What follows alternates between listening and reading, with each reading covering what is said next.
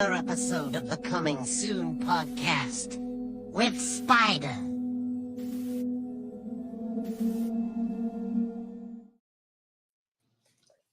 Hello, everybody. sPidA here, the Coming Soon podcast. Of course, one more time, San Antonio, Texas, being joined by Avai, Amico, and I know I shot that up, man.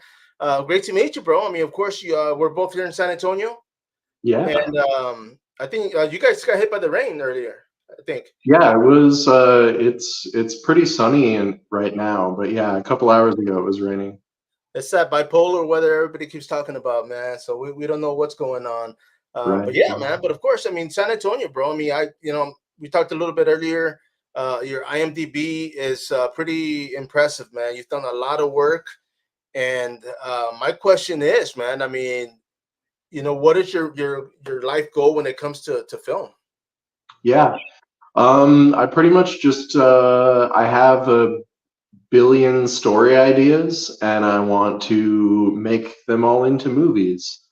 So when I can find other people who want to jump on board with a project that I'm trying to get going, then that's just really exciting to make some stuff happen. I started in cinematography, and I tried to like pursue the whole be a cinematographer, get hired on other people's projects. And I found the part that I really didn't enjoy was the sales aspect of it.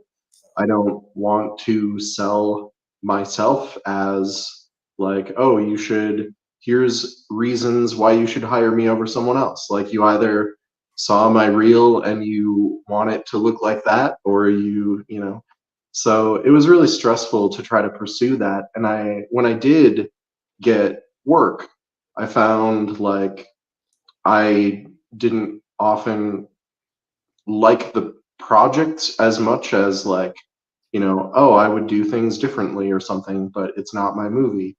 So I was like, oh, I want to just go back to like when I was just making my own movies with my friends, and let's just try to do that. And I found a guy on YouTube who made like 200 movies, and he, I haven't made 200 movies, but I'd like to. Man, 200 movies, bro. And, local as well. He's from here. Oh no, I don't know where he is. I follow a lot of different like filmmakers on YouTube and different film-related Facebook groups and subreddits and things. So No, for sure. You see, and that's one of the things that I mean, for me personally, the fact that you guys are making these movies, like you said earlier, it's stories that you want to put out, and I mean, yeah. some people write a book, others create film, and I'm not. I mean, I love to read. Don't get me wrong, but I'd rather sit down and watch a movie. So Yeah. Yeah, especially as a cinematographer, I definitely write. Writing is actually a newer thing for me. I used to, like, my friends would write scripts and then I would film their scripts. And so getting into actually writing my own stuff it's been fun. I used to write like in high school, but then I didn't write for like a decade, and now getting back into it, it's fun. But as a cinematographer, like writing it is just like a prerequisite step that I have to do. And then what I really want to play with more is like shaping the shadows to help sell the mood that I want to go for, and specific camera angles that I have in my imagination that I want to like figure out, how do I bring this to life? What kind of lens do I use? Where do I position the camera? How do I cheat the light source for this other camera angle so I don't like give anyone who's watching whiplash, but I can still sell the feeling that I want to sell. So definitely when it comes time to actually being on set, playing with the lenses, playing with the lights, that's like a playground for me, and that's where I want to be. No, and I was going to ask you, maybe you can help me with this light over here, man, because it keeps shining. And I Oh have yeah, an I see that overhead. glare. Yeah, man. The other day I had one overhead, and I liked it because it wasn't too bright. I don't want I don't know. I'd rather it be dim a little bit. But I just clicked it on now, and as soon as I looked in, I said, "Man, that freaking light shining right at that poster, man." So yeah, I need some help. So maybe we can work on that after this. episode, man. Yeah, But let's do it. first, let me ask you, bro, because you said you used to write when it came to high school. What were you writing back then? Was it stories or was it just like poems? What was going on? Yeah, I would write short stories, a lot of like science fiction. I was really into like outer space. If like Star Trek came on, I think it was on NBC at the time or something, I would just this whole idea of, oh man, there's other stars with other planets and maybe there's aliens on there. So I really liked kind of just exploring those ideas. And then of course, when I finally got access to a camera, I was like, oh, wouldn't it be so cool if I could write a story and then actually film it with my friends? And of course, I haven't really done a lot of live action sci-fi because that's crazy expensive. Um, but and I guess unless you do, I don't do like post production though. So anything where it's like, oh, you could just do it with green screen, then I'm like, green what? I don't know. I don't want to touch that if I can help it. No, you see, and I can respect what they do when it comes to that because there's a lot of films, and I mean, of course, they put themselves in dangerous situations. I mean, there's stunt actors out there, and I mean, a lot of them that I've talked to throughout the years. I mean, they're banged up, man. They're like, man, I've jumped through off buildings, I've gone through walls, I've gone, and it's a hell of a ride, But I mean, at the same time, it's like, okay, you know what? If I'm the main star, and they're like, they're not gonna want me to put my life in danger. So of course, that's where CGI kind of comes in, and they can do that whole green screen. I prefer, I'm old school, man. I mean, I grew up in the 80s. I prefer Muppets. I prefer people in costumes. I prefer the actual, but yeah, safety first. So yeah, I wouldn't want to see somebody risk their life for something extreme. But Yeah, yeah, exactly. I'm with you on that. The green screen. When I first started doing this podcast, not the combat sports one, we were kind of messing with that, and we're like, oh, we can put ourselves in the front of a volcano and we can do it. And I'm thinking like, dude, why would I want to do that? So I was like, nah, man, let's scratch that and just, we just went for it. Figure why not. But yeah, but of course, you mentioned as far as sci-fi. I mean, Star Trek, of course. You were saying you were watching those. I mean, what kind of other films inspired you? I mean, of course, there's so many out Oh, there from. man. I really like niche indie stuff that's just kind of a little off. Yeah. So yeah, Cajillionaire I think it's on Amazon Prime. Um, that movie is one that I saw recently that I was just like, oh, I love everything about this movie. Um, and it's just the general premise without spoiling much is the protagonist is this person who was raised by these two like con artists, Yeah. and the con artists never really stepped into that parent role properly, and now so by the time the movie starts the child's already an adult, but they're still getting sucked into like their parents weird con stuff, and they're always like jumping around from like their living situations unstable and stuff. And I like a lot of like just weird indie stuff. The Planters, Yeah. that's I think the title comes from the protagonist has this like hobby where they'll go around with like these boxes and they'll like bury these boxes like hidden treasures, and then other people in the town will like stumble across them, and it's like just this thing like just hiding little treasures for other people in the town to find and maybe brighten their day. And that's not what the plot is about, but that's like uh, a specific hobby that the main character does that kind of becomes an integral thing. There's like a rivalry with like another planter. So Oh it's man. so I don't know. I like anything that just like take a really interesting character and kind of explore that. Yeah. And I think I started getting into those kind of movies when I was thinking of like, what can I realistically make if I can't do like exploring space and having battles with aliens and stuff, the way that I would want to do it? What's something that I can do the way I'd want to do it? And I've done, yeah. So I've just done a lot of different. I've played with thrillers. I've played with comedies. I did a lot of short films, and then I did a few feature films. And the feature films, I mentioned that I don't really do post production, so I'm always trying to collaborate with other editors and things.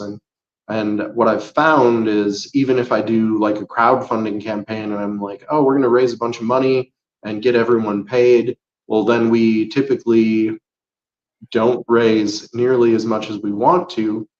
But then I'll talk with the actors, and everyone still wants to make the movie. So we're like, okay, we'll just make it ourselves, and maybe something will happen down the line. But then post production, we get to that phase, and it feels like it always takes a whole year or more.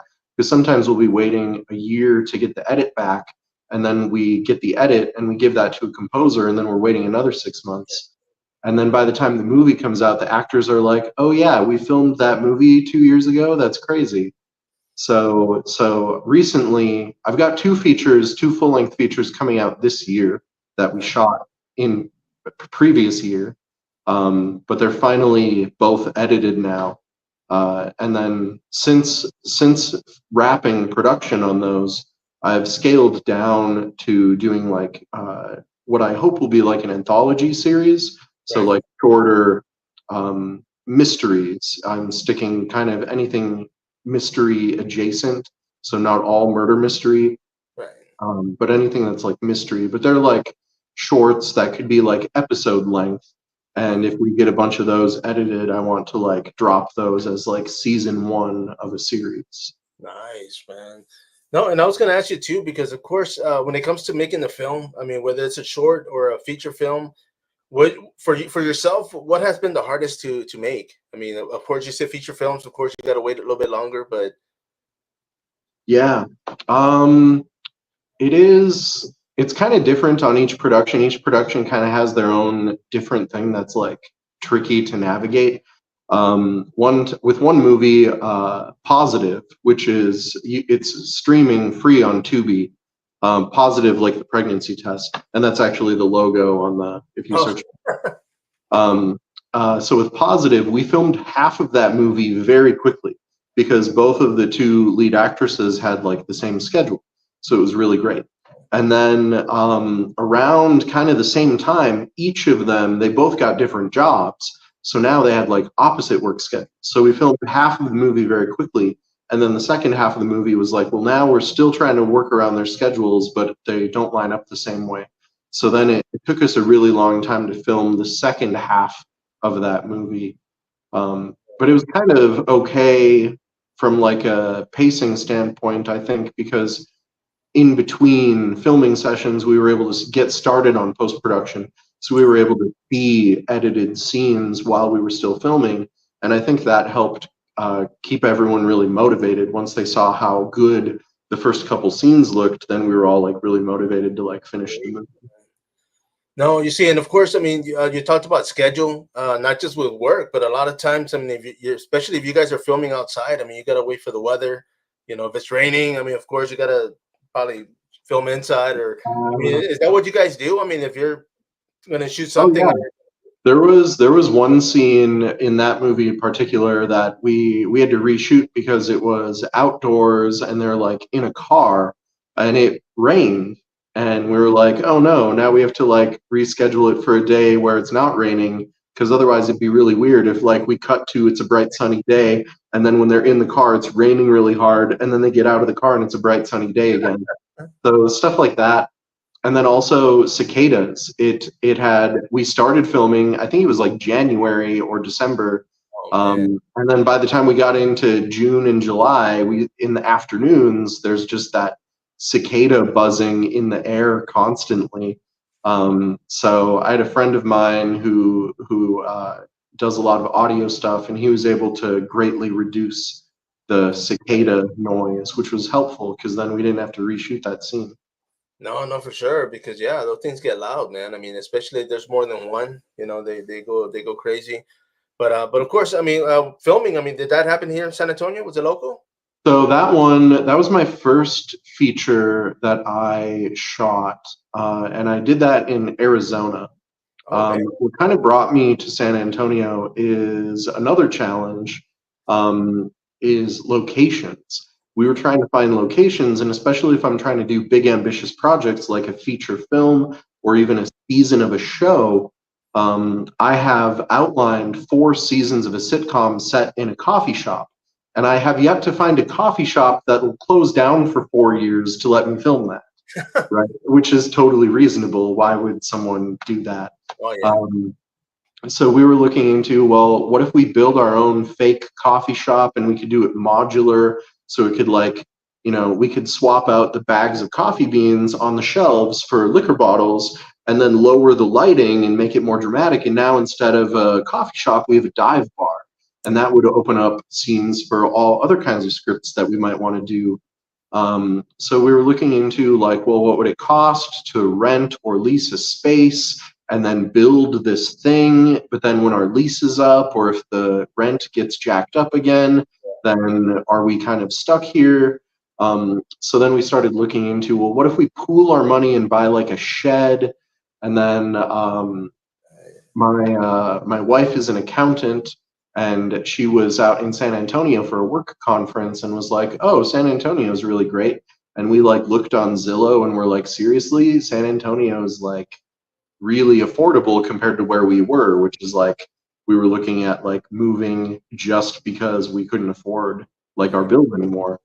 So we were like, oh, okay, let's come out to San Antonio. And now we've got a house with a garage. Nice. And in our garage, a couple other local San Antonio filmmakers and actors have been helping me get the garage insulated and air conditioned. And so it's cool and dry and quiet in the garage, even though it's hot and humid and noisy outside in the middle of July right now. Oh yeah. But yeah, now we finally started actually building the bar.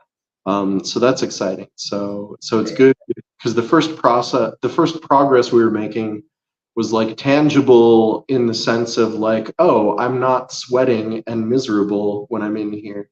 But now it's tangible in the sense that, oh, we are almost to the point where we could point a camera at this and light it and like film some scenes in here, and it would look like a real bar or a real coffee shop, depending on how we dress the set and how we light it. No, for sure. You see, and that's pretty much, I mean, when it comes to filmmaking, a lot of times the rooms are inside studios. I mean, that's how they do it. They're not out there, renting rooms because, of course, get expensive and, I'm pretty sure it'd be more complicated, man. Like you said, I mean, it's not even so much the rent, but I mean, the noise, the neighbors, Yep. So that's cool, man. And of course, I mean, did you guys soundproof the walls when they came to the garage? Not as thoroughly as would be nice. But also we soundproofed about as thoroughly as we could afford to, realistically. Yeah. Oh yeah. You see, And when I watch shows on like Netflix, like one example recently was we were going through seasons of The Blacklist, and that's like a cops, law enforcement, like the main characters are FBI people, and they have all kinds of different locations, and they travel around and chase like bad guys and criminal masterminds, and they have all these exciting scenes. But one thing I'm trying to pay attention to is when they go to a scene that's like in a hospital room, I pay a lot of attention to how wide is their shot versus how tight is their shot. What kind of angles are they like masking the space they're in by putting a prop in just the right spot in the foreground? And a lot of scenes in Blacklist and other comparable shows that look great on Netflix, and anyone who's like not a filmmaker who would watch them would be like, oh yeah, they're in a hospital right now, or they're in an underground FBI like bunker. But I'm thinking, hey, I bet like we could shoot this exact same scene in like our guest bedroom. Like we just need space and a couple props, and we light it the right way, and we hang some blinds in just the right spot. So that's been really exciting to me to kind of watch shows from that kind of perspective.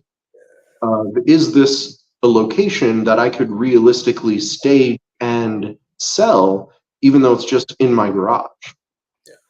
No, you see, and another one of the things too, because even here, I used to rent out a studio. I mean, I had a studio in downtown San Antonio.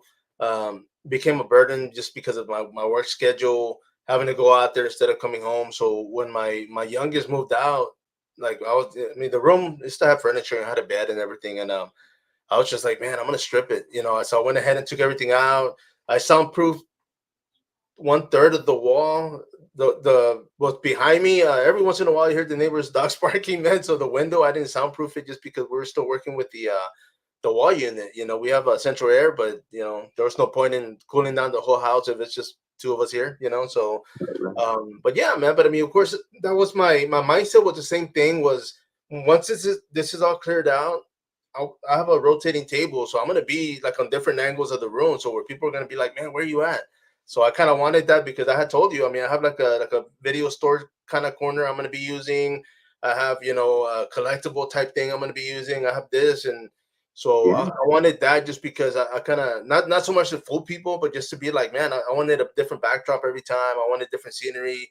The lighting I'm still working on, so of course I won't have this much longer, but from the ceiling, I have certain lights that I'm going to use, but I like that, man, because it's cost affordable. It's already your garage, so it's not like you're having to drive anywhere or go anywhere. You're just like, okay, that's it.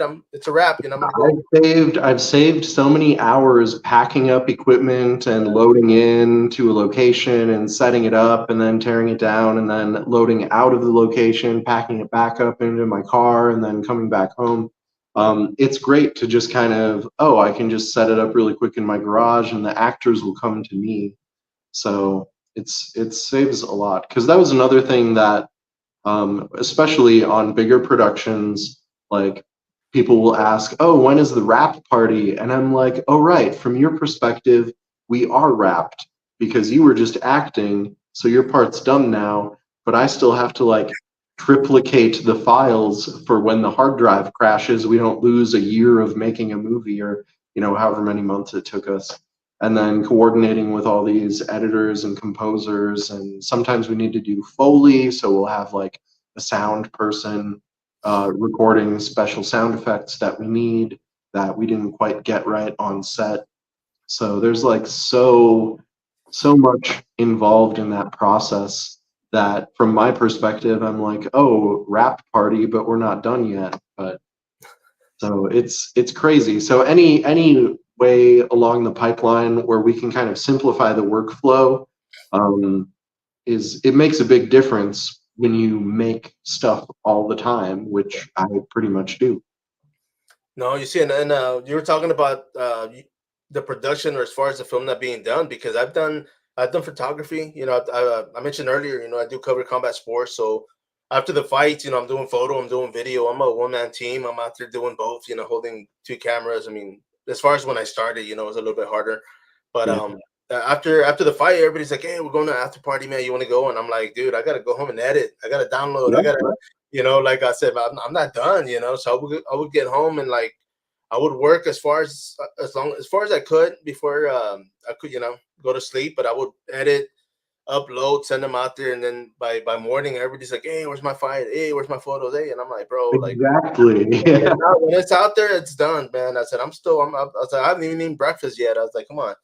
But Yeah. yeah, man, it's a lot of work, and that's kind of one of the things when it comes to doing video. I think I preferred that a lot more because I stopped editing. I just kind of did the round. I started splitting up the rounds, doing the final round and all that. But it just became I got lazy to it just because I was like, man, like even with photography, bro, because I would shoot like I would take a lot of photos, all the great ones. I would, of course, I wouldn't edit. I would tint. I would mess with color and chattel.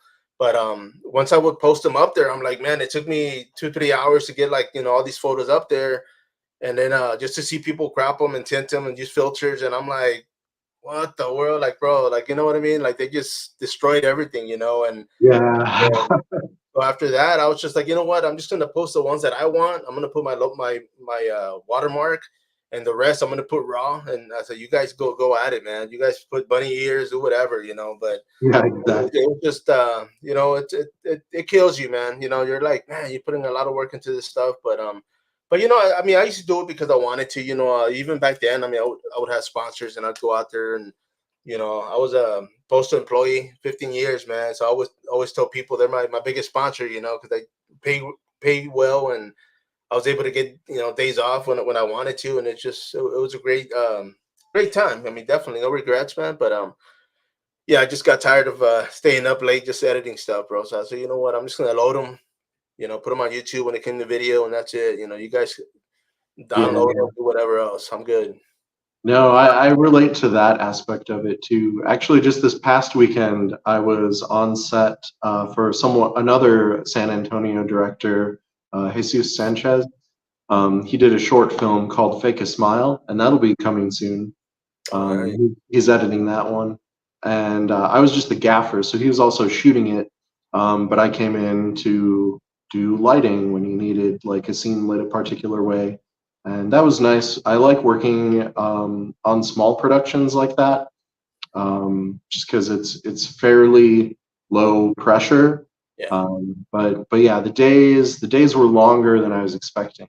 But but I like working with other directors too because they'll have different like reference material that they'll send me about. Oh, I want it to look kind of like this, and sometimes they'll send me trailers that I've seen before, and sometimes they'll send me things that I haven't seen before. So it's kind of nice in that experience too. And then different directors. Like this one director who I worked with a couple times, Alan Williams. Okay. We have a movie that's also streaming on Tubi right now called 8,000 Feet Up. And I had previously, years earlier, done a TV pilot with him. And he really wanted as much as possible on gimbal. And I'm typically not just the cinematographer, but also the camera operator because small budget, small crew. So it was challenging to be like pushed to do so much choreography. And it was like physically, because instead of the camera just being on a tripod or on a rig, you're holding this gimbal and you're like running with it. Um, but it's cool. I like working with other directors from time to time, and because I always like learn new stuff from working with other people. Oh yeah, and I was gonna say that too because a lot of times, I mean, you hone your craft. I mean, you've been doing it, for so many years, but you might find something that you like, or maybe alter and be like, hey, you know what, I'm gonna start doing this now, and but it's a good thing though, man. Especially being local. I mean, there are a lot of local, movie makers, directors, writers, man, and I'm Yes. I'm not surprised because San Antonio has always been good, man. But I'm happy that everybody, for the most part, is working and helping each other, bro. Because I mean, I keep bringing this up, but I mean, I keep talking about Austin. Everybody's like, "Oh, Austin's, the filming, when it comes to film here in Texas," and I'm like, "Bro, we're right here, man. Like I San haven't Antonio." had to go to Austin yet, and I've been so busy. There's so many filmmakers right here in San Antonio. It's been fantastic. I'm just so pleased that we're here now and part of this huge filmmaking community. No, no, for sure, man. Because I'm enjoying it. I mean, as far as the local films being made and the ones that I'm able to catch and watch, I will say this because and the other day also I was invited to a premiere, and I wanted to go, and my thing is like I tell people like I'm at that age where it's like if I come home and I take off my shoes, like I don't leave, bro. Like my girl's like, hey, I need this, and I'm like, I'll get it tomorrow. Like I'm already inside the house, Right, yeah. shoes are off. Like I'm not leaving the house, and that's kind of the thing too. I got invited to go somewhere out tonight, and I was just like, man, I told my buddy, I was like, dude, I'm not gonna lie, bro. I said once I get home, I said, man, I start shutting down. I just do what I got to do here in the house, and that's it. Like. But yeah, it's just I mean I try to make it out there as much as I can, man. It's just scheduling and like I mentioned earlier, my dogs, they wake me up early in the morning, and it's just like after that I just stay up and get my day going. Yeah. But man, but let me ask you. I mean, of course, being local, I mean, you say you always have ideas that you're wanting to make into production as far as making a movie or making a short. Uh, what is it that influences you though? I mean, as a writer, I mean, is it something that you see and you're like, man, I could make a movie out of that, or is it just another movie that inspires you? Yeah, it's been a mix of things. I have like a journal that I like write down all the dreams that I have because I dream, or at least I remember my dreams very infrequently, pretty rarely. So when I can remember them, I'll like write them down because sometimes there's like some interesting ideas in there that I'll try to pull from. Um, and then otherwise, when I'm like if it's a real life situation or something like this. I mentioned I had outlined 4 seasons of a sitcom set in a coffee shop.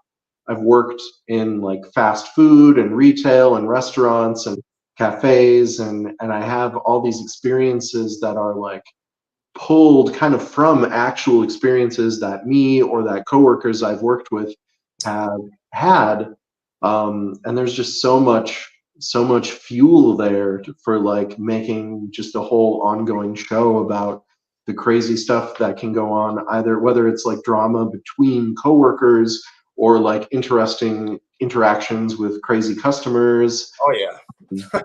So just drawing from life.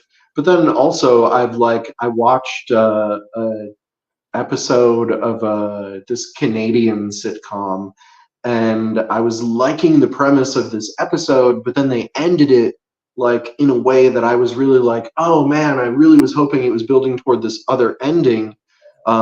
So from taking that same general premise, I then like shifted and pursued a different path that would get toward the ending that I wanted characters like that to go to. And then I ended up writing like a full length romantic comedy script. And I have not filmed that yet. But that's something that I would definitely like to film in the next year or two here in San Antonio. Man, you see, and stuff like that, because even, I mean, I'm not a, I don't, I do film, I do video, I do photo, but for me, especially like covering combat sports, if I'm shooting a boxing ring or a cage, I'm always looking at the angles. I'm always looking at what Yeah. the borders, as far as like the post, the flag, and that's what I use. So when I shoot, like my photos are good, man. Like they're not great, but I mean, I've had stuff published before, like in books and magazines, That's international awesome. magazines, bro. And it's just like everybody's like, man, how do you make that happen? And I'm like, bro, I submit it. I network like crazy. I mean, combat sports was my forte. That's what I was doing forever. And so I already knew people, and it's just helped. But for the most part, like I've had stuff, where people are like, hey, you know what, we love this image, would you mind if we use it? And I'm like, bro, yeah, by all means, and next thing I know, it's somewhere, and I'm like, oh crap, like cool, man. Like I'm glad they saw what I did, and it's just I mean, of course, getting paid would be great, but just the fact that they see it and they acknowledge it, I'm like, man, I'm grateful, But just the other day, and I don't know where I left the book, because I was cleaning out, and there was a fighter in Corpus, and she was in a reality show. They just trained her to basically fight one time in MMA, and I was able to cover that event. And after the fight, I sent her some photos, some images. I didn't put all of them up there, but I did send her a few. And she was like, "Hey, you mind if I use this for my book?" And I'm like, "Yeah, sure." So it's the whole cover is my photo, bro. And I was just like, "Oh man!" Like I was like, "Okay, like that was pretty cool, man. Like I'll take it." She sent me a few copies, so of course I kept them. But it's just stuff like that. I mean, I've been in magazines here. For those that remember paper magazines, of course, back in the day, I mean, I'm in a few, and I've kept them, because I'm like, you know what, man, it's just, it's so much, not so much my resume, but it's just like, it reminds me that, you know what, there's stuff out there that you can do, man. And if people see it and want to use it, or actually, relate to it and say, hey, you know what, I want to use this for what, whatever the case may be, then I'm game. I'm like, yeah, man, let's make something happen. But I mean, it's Yeah, the same those thing with are podcast. absolutely really great accomplishments. Like Yeah. it's so hard to put yourself out there and submit to things and try to get noticed. And it's awesome that you're also like turning it around and you have this platform so Yeah. you can help support other people here, because this is just the coolest thing. No, no. I mean, I agree, man. And for me, like I told people, I mean, this is pretty much my therapy. I can afford a real therapist, so I'm talking to you guys. I'm like, hey, let me tell you my problems. But at the same time, it's as just people in general, not so much as men. But we don't get to talk about a lot of stuff. It's like I interviewed an actor. It was a while back, and they had, I had told them, I said, man, you know what? Somebody had asked me like, hey, if you could go back in time, what would it be? Where would you go? Who would you talk to? And I was just like, you know what? I would go back in time and talk to my dad, because he passed away when I was in high school. And just to tell him that I loved him, because that was one of the things growing up. We didn't do that. We were macho, we're men, my dad had that old school mentality. And it's just like, man, like, you know what? It just popped in my head. But I'm thinking at the same time, for us to be able to do this and just kind of like, hey, you know what, we we get happy, we get upset, we get angry at times, but at the same time, it's just like let it out and keep going. Like I don't waste my time with drama anymore, man. It's been years, bro. Like I just like people are like, oh, this happened and this person, and I'm like, dude, more power to them, man. Like I'm not worried about it. Let them worry about it. That's Yeah. but other than that, man, like I just want to keep going. Um, be able to keep doing this. I mean, I've been able to jump in a few indie films, which I'm grateful for. I've had my podcast on two of them. I think one's gonna be on a Blu-ray special link. You can get a Blu-ray and go see the episode, which I thought was pretty cool. But Nice. it's just like other than that, like how many times can you do that, man? Or have you seen that? For me, I'm like, yeah, bro, like it's just like why not, man? Have fun with this. See where it goes. But that's what I was asking you earlier, man. I mean, as far as yourself being that you've worked on this for years, bro. I mean, it's a craft that you've honed, you've made your own, and I mean, now when it comes to time for you to finally say, okay, you know what, like I'm done. I'm going to pursue something else. I mean, what would be like your biggest accomplishment for you to be able to sit back and be like, okay, you know what, I did what I could. Like, what's next? Yeah, I don't know. Probably like the biggest thing that I don't think I would realistically get is like an Academy Award or something. But I mean, one thing, and I've thought about this a lot too, because I've working in productions as long as I have, I'm already at that point where I've met actors who like quit acting, and I've met writers who have quit writing, and I'm always like, wow, what would I do if I don't do this? Because this is like predominantly the main thing that I pour my energy into. Um, and I genuinely don't think I will stop making movies in some capacity, because I know, especially with like cinematography, but even just, being able to do a little bit of everything and directing some of my own stuff, writing some of my own stuff, there's just so many areas where I can improve, that I think if each time I make a production, I kind of just set my own personal standard as like, oh, I want to do this like 5% better than last time, or even just 1% better than last time. And I think there will always be room for growth. And I think no matter what my last movie ends up being, and no matter what age I am, maybe I die in a car crash next week, maybe I get cancer when I'm in my 80s, I don't know. But like, I think no matter where I am, I will always be still at that stage where I'm like, oh, I can do the next movie even better, and just keep, trying to grow, even if it's not the same way, like just growing a different area, but still something related to filmmaking. And I was going to ask you that earlier because when it comes to making movies, I mean, not everybody does it, but there are some directors out there that actually do acting. I mean, has that ever been like your calling? I mean, when this started, were you like, man, I want to be an actor, and then you just kind of fell into directing, or? So I started in acting. Um, I did like live theater, like school plays and stuff when I was really young, and then when it was probably like 8 years ago.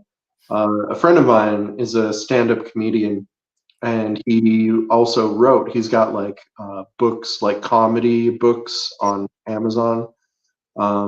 And I was pitching this idea to him, and he was like, "Oh, I'll totally write this into a screenplay, and then you should film it." But we were talking, and I didn't really know a lot of other people at the time who I could really rely on. And he and I had actually collaborated on a short film just prior to this, where halfway through production, the lead actor quit. And it's like, oh, okay, great. Well, we already made half the movie. Wow. So, and we already have everything in place for the second half of the movie. So we're going to keep going and just replace the actor who dropped out.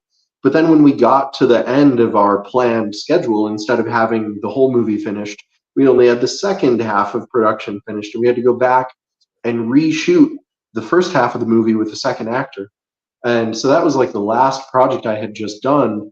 So when I was talking with him about this, I'm like, man, I really want to go big and do this as like a web series or like a full length feature.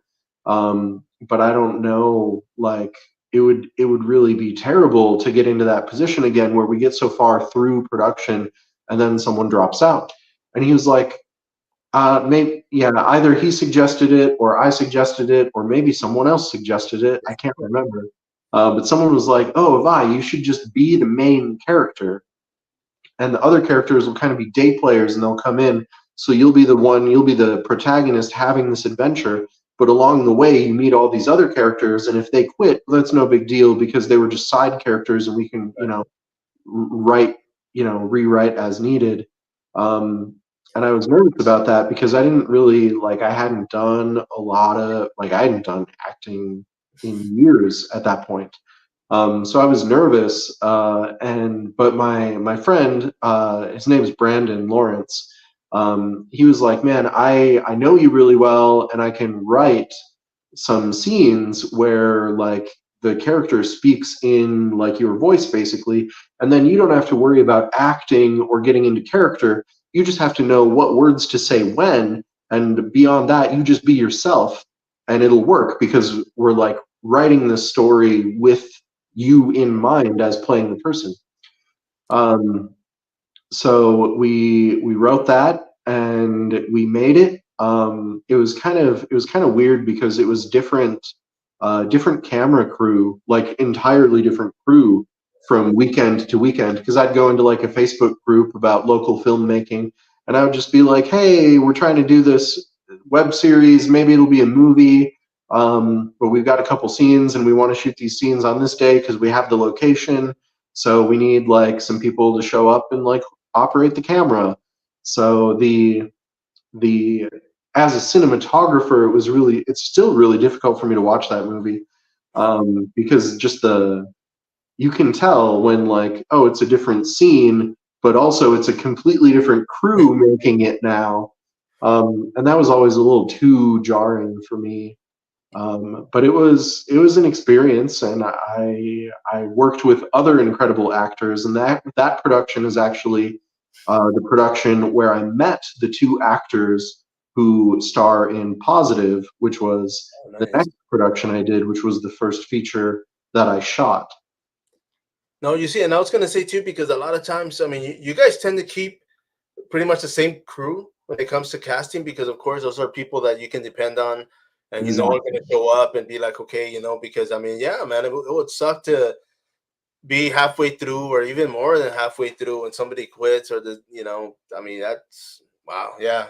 I mean, it sucks, man. I mean, I wouldn't want to go through that, because I mean, even, you know, I mean, when it comes to the fight game, I mean, of course, when they fight, it's just video and straight, but it's like we don't get replacements. But for you guys, man, especially the production or the movie takes a while. You have to wait, and it's like, I mean, but yeah, so for sure, man. I mean, of course, let me ask you, because those Facebook groups, I know I'm in a few right now, and of course, I jump on them, and I mean, I like it because there's a lot of questions, and it's not, for the most part, there's not a lot of not bullying, but just people being people, they're informative. You ask a question and they'll, hey, use this or use this camera, or this is what I did, and I like it because I'm like, okay, cool, man. Because Yeah. I mean, for me, when I film, I just use my phone. I'm just doing small video reels, and it's just stuff that I just want to, like yourself, man. I have things in my head, and I'm like, man, I want to put them on video before I get old and I forget, right? I can't remember this stuff. But yeah, Yeah. I'm working on a few video clips, and it's just mashups, movie mashups that I've had in my head, and I'm like, man, I wonder what would happen if this character was doing this, or and that's what they're gonna be. I'm working on a few as we go, but it's fun, man. I mean, I look up to you guys like yourself, man, because of course you guys are making this happen, and the fact that you guys are making feature films for the rest of us to watch and enjoy, it's great, and I appreciate that because I'm a fan, man. I want to watch. I will say this, man, because there's films out there, and I like all of them. I'll sit through all of them, and of course, I'll be like, okay. And at the end, I'm like, hey, well, it wasn't for me. I sat through Yeah. it, but it wasn't a fun for me, man. And some people get offended, and it's just like, man, that's always tell people, go watch it, man. I mean, whether you like it or not, it's like at least go out there and support. And if it's not for you, maybe it's for everybody else. But nonetheless, keep going out there and supporting you guys. Now, let me ask you. I mean, of course, when it comes to the production, this is something. I mean, you have your own production company, because I know I did post your website, which is for the .media, right? Yep. I Yeah. clicked the link because I'm like, okay, I know, when it comes to domain names, you can put like .tv, .media, .ai. I think was the Yeah, newest. I was really pleased to get Avai.media because it's like, oh, perfect. Yeah, that's me. That's what I did. But man, but of course, I mean, when it comes to the website, I mean, what is it that people can find when they go out there? Yeah, so if you go to Avai.media, that's pretty much just kind of my, I guess it's like a landing page. I've got different movie posters, and then if the movie is completed, there will be a link next to it or a button that says like watch movie. And if the movie is not done yet, there might be a watch trailer, because we'll cut together a trailer while we're still like finishing the whole movie. And I think the links, they either go to Amazon, they might all actually go to Amazon. But my stuff's on Tubi also. And what I like about Tubi is it's free. You don't even need to make an account. So if you have a smart TV or even just on your phone, you can just type in Tubi and then type in Avai, and a bunch of movies will show up. Not even all just mine, because I've worked on other people's movies too. So if you just search like my name on Tubi or Amazon, there will be lots of movies. Even whether I acted or did like some lighting, or sometimes someone just like wanted me to consult with them on how do I shoot a specific thing a specific way, and then they'll like give me a credit on it too, and that's cool. Nice, man. No, yeah, you see, and that's for the most part. I think that's the probably the right thing to do. Because I know, for example, like the other day, somebody was asking about somebody with a pickup truck. They're like, "Hey, we need a pickup truck. It'll be in the movie. We'll give you credit for it. Movie credit." And I laugh because I'm like, man, I've been on two here locally, and both times I use my truck, and I'm like, man, my trust IMDb is a lot, getting more hits than I am, man. I'm like, damn. But it's cool, man. I mean, of course, for the most part, when it comes to indie films and low budget or no budget, I mean, money's not always there, but the drive for everybody to go out there and make something happen, it's always Yeah. it's always a plus, because it's like, man, when, like you said, when it's all said and done, you're like, damn, we made that. It's finally here. Let's go enjoy it, sit down, watch it, and let everybody else, hit the click, click the link and go out there, man. Yeah. And I think it is really important for actors too, particularly less experienced actors. Yeah. Because I meet so many people on all these productions that are like, oh, yeah, I'm going to go out to LA and I'm going to try to be an actor and make it big. You're like, And I'm whoa. like, wait. Like, definitely do that. Absolutely. I'm not saying don't do that. But everyone does that. So I think to set yourself apart from all that competition, because you go to Los Angeles, there's like what 400 million other people trying to be actors who have also never been in anything. Like, stick around San Antonio or whatever city you're in, find the local filmmakers, get in with them and make a couple shorts with them, do a feature film. There's people making feature films in like most cities, I think. Once you've got like a good portfolio of work, then go to Los Angeles. And now, instead of competing with 400 million actors who've never done anything, you're only competing with 300 million actors who've only done a couple things, or No, so yeah. See, anything you can do to like give yourself a leg up in your career. And I think, there's a lot of opportunity here in the no budget movie space for people to start building those credits, because I try to hit a lot of no budget indie premieres or low budget indie premieres and just see what other people are doing. So I've been watching, and some of the, San Antonio's been putting out some pretty impressive no budget movies lately. no, yeah. There's a few that are going to be in production that I'm looking forward to, because I want to jump on a few. And it's like I tell people, even if I'm an extra, or I'm the one holding the light or helping out for that day, like I'd be fine with that. Just to be able to be a part of something. But one of the things, and I mean, I did turn 50 last week, I think it was, and I had this list where I was just like, man, before the end of this year, I was like, man, I want to be in a movie. I want to be It's a couple of things I'm working on, and they're in rotation, man. I'm making them happen, and I'm excited about it because it's like it's not going to be like huge where everybody's going to be like, oh man, you were in a film, featured all over the world. I mean, YouTube still hits the world, so Exactly. that's not a but yeah, but I want to be able to do it just for myself, the most part. And one of the things that I like is I told people is I want my grandkids to be able to like one day, look me up and be like, man, that's grandpa. Like, my great grandkids will be out there watching, and it's just like, man, why not? Leave a legacy, bro. Even if it's just for the family. Absolutely. I've always been one to think outside the box. You mentioned being in plays in elementary school. I was in 3 plays, right? And the reason I was like the main character, they were like, hey, you know what? We're gonna do Old McDonald's, but we're gonna name it Old McMario after you. And they picked me because everybody else's name they couldn't pronounce. Everybody else was like Fernandino, Florentino. They had all these names like old school, from Mexico, basically. And then so mine worked, and because of that, I was in 3 plays and I was up front. I mean, it's just I never made anything out of it. I was having fun with them. I was a kid, Yeah. but it's just like, man, you know what? Like, I wish even back then I would have thought about something like this. It's just I never assumed or imagined, like, man, you know what?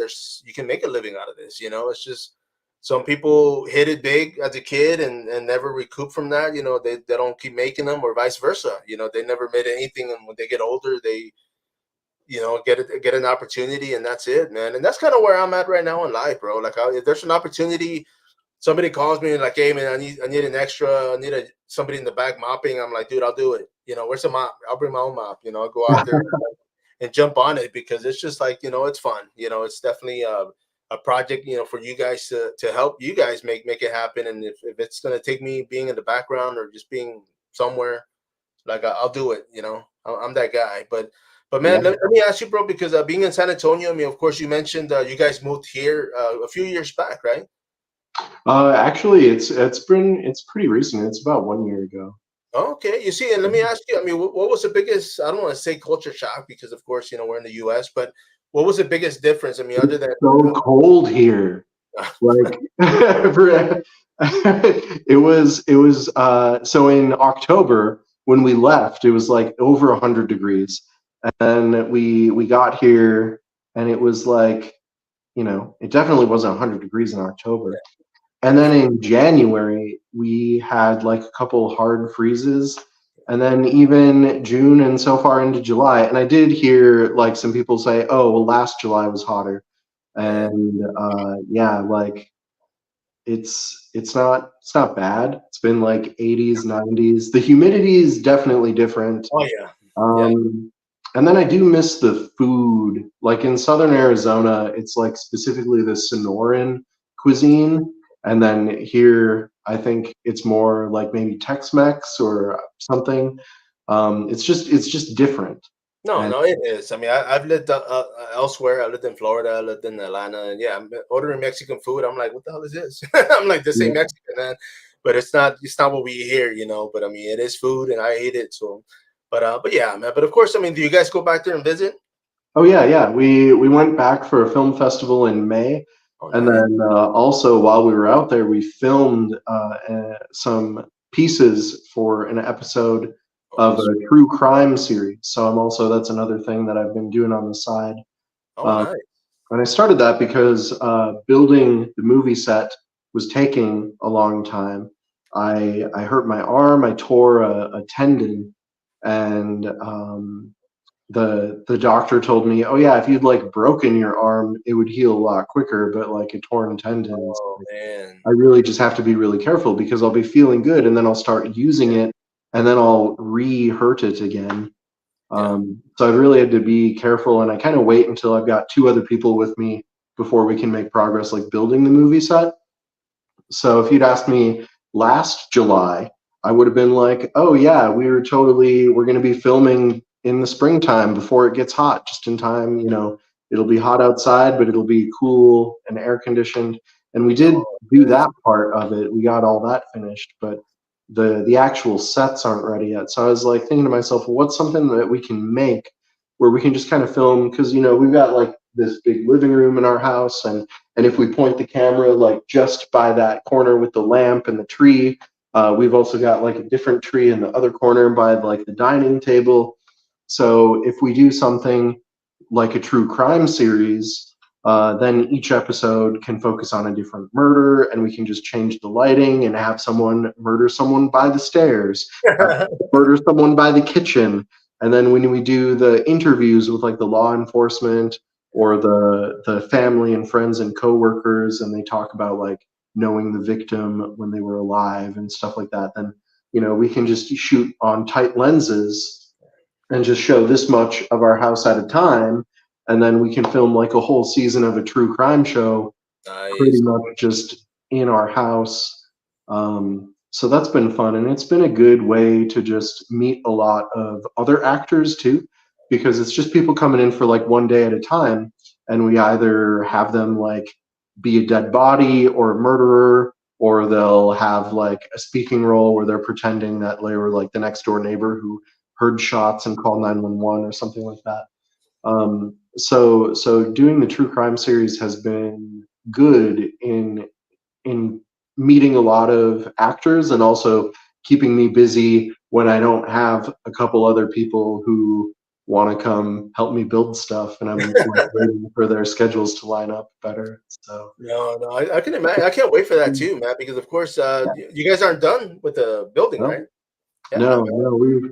We actually so that was one thing that I had originally written like 4 or 5 episodes, and now we've got 8 episodes written. And part of it was because a lot of people didn't want to just play the dead body. They're like, yeah, the dead body's cool, but could I also be an alive person with lines in another episode? And I was like, yeah, okay, so I'll just write more episodes, and then that way, this person might be like, you know, the killer in one episode, but then they might be like the murder victim's coworker in a Yeah, different episode, and then we'll like interview them about, oh, did this person have any enemies that you yeah, can think of, or did you know any conflict with other people at work who they might want to have, yeah, might man. want to get on this person. So Well, that's cool that yeah, you're able to do that though, because yeah, man. I mean, you absolutely. got to recycle the same people. I mean, I know you get different people all the time, but it'd be cool to be able to say, hey, you know what, get rid of the mustache. We'll Exactly. Yeah, it's cool to see people change up their looks too. And I've had some people be like, "Oh yeah, I'll shave my head or something," and I haven't suggested to anyone, hey, why don't you shave your head for this role? But it's cool. It's cool that they offer, and I've definitely like that. That's how I feel. yeah, Like yeah, what would I do to be in someone's movie if I didn't have my own movies going on? I'd do pretty much anything to be in someone else's movie, because making movies is just, that's what I feel. That's what I need to be doing. no, no, I hear you because somebody, as a matter of fact, my coworker yesterday was all like, "Man, what did they tell you? You go somewhere, they tell you to shave your beard," and I'm like, "Bro, I'll shave it, man. Like I don't grow it out as a statement. I've been growing it out just because I'm lazy. I don't feel like shaving all the time." I said, "So Yeah. that's not a biggie." I'm like, "I can do that," and he's like, "Bro," I'm like, "Yeah, bro. Like I'm not, it's not. It doesn't. It's not my identity. It's just I grew it out. I was a mailman, and like one day I was just like, man, I'm not gonna shave, and I just grew it out, and that was like 16 years ago, right? But now I'm just like, oh well, if I gotta shave it, I'll shave it, man. No, no harm, no foul. Especially for a film, dude. Like I would definitely do that. So that'd be pretty cool, man. But bro, I don't want to cut this too short, man. It's been great, man, and I want to bring you back on here. I mean, of course, you are local, man. I've got questions. I'm gonna ask you a few outside the box when it comes to this episode.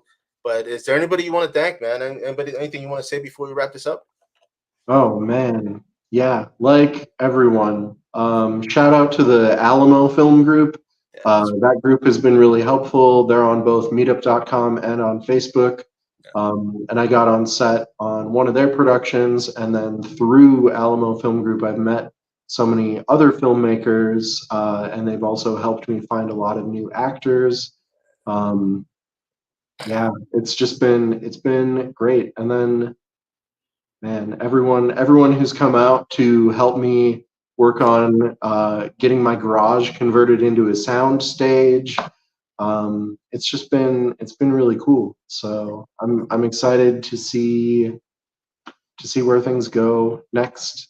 Just really optimistic for even just the end of this year. Like the rest of 2024 is gonna be busy, and a lot of cool stuff's gonna happen. And then 2025, I don't even know. There's so much. We're gonna film so much. Nice, bro. Well, keep me in mind for sure, man, because I'm definitely interested, man. But bro, I do appreciate you jumping on here. Like I said, I do want to bring you back. We're both in San Antonio, so maybe we can meet up one day. We'll have coffee. Maybe find a Please. once we utilize your coffee shop. Once we build it, right? We'll go out there and build it so we can have that coffee. But I Well, really, yeah. Once it's like set up and looks like a bar, instead of like meeting people at a coffee shop or a bar, there it's you like, go.